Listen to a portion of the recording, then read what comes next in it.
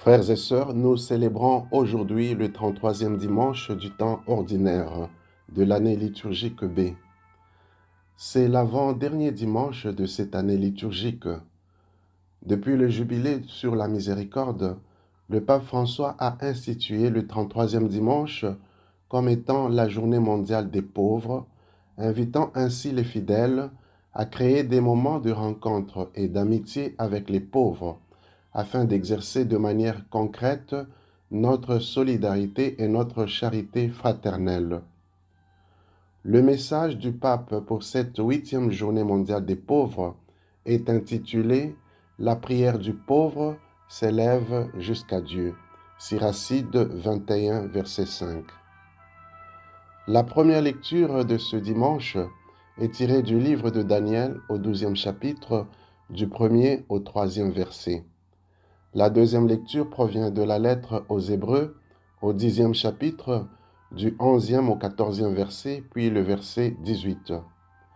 Nous lirons l'Évangile selon saint Marc au 13e chapitre, du 24e au 32e verset. Nous trouvons à la veille de la fin de l'année liturgique. Ces lectures nous invitent à considérer la fin du monde comme étant une réalité inéluctable. Ce jour-là adviendra nécessairement et à l'improviste. Nous n'en connaissons ni la date ni l'heure, car c'est seulement Dieu le Père qui en connaît le secret. Notre devoir est celui de nous y préparer en conséquence, afin que le Seigneur nous trouve prêts et dignes de le rencontrer. La première lecture se réfère à la détresse qui a touché les Juifs lors de la persécution d'Antiochus Épiphane IV en l'an 167 avant Jésus-Christ. Alors que le peuple se décourageait à la vue de tant de souffrances et persécutions, l'écrivain biblique lui donne un message de réconfort. Il lui parle du salut des croyants et fait une annonce lointaine de la résurrection des morts. La deuxième lecture vient préciser que le salut de Dieu est opéré dans la personne de Jésus, qui a donné sa vie en sacrifice pour le pardon de nos péchés. Dans l'Évangile, Jésus recourt au langage apocalyptique et annonce son propre retour pour le salut des croyants. Il décrit des phénomènes effrayants censés précéder sa venue et nous invite à interpréter les signes annonciateurs de sa venue. Il y a donc implicitement un appel à la conversion, afin que le retour glorieux du Christ soit considéré comme un jour de rédemption et non pas comme un jour de châtiment. En recourant à l'analogie du figuier, Jésus nous invite à être attentifs aux signes des temps. Aujourd'hui, nous pouvons parler du réchauffement climatique et ses conséquences comme un signe important, susceptible d'éveiller la conscience de l'humanité.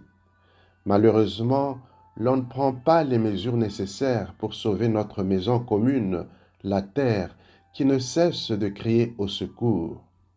Un autre signe de temps aujourd'hui est la multiplication de zones de guerre, qui est le symptôme de la régression en humanité.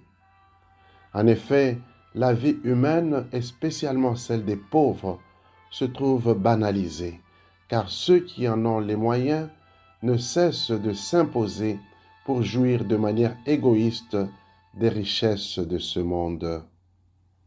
Ces attitudes montrent à quel point l'homme de notre siècle reste insensible à l'imminence du retour du Christ, ainsi qu'à la réalité inéluctable de la fin du monde et du jugement dernier.